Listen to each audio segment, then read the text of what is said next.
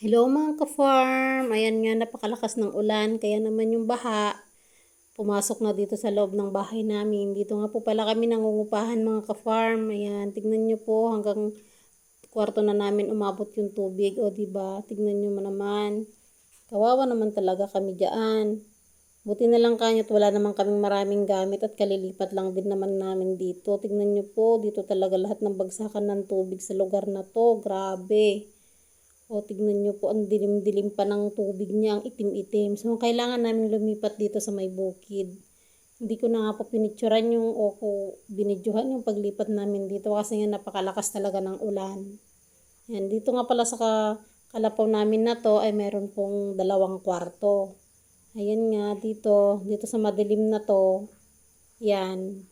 Yan yung kwarto namin ngayon, natutulugan namin. Pasensya na po, madilim kasi walang ilaw dyan at nakatulog na rin yung bata.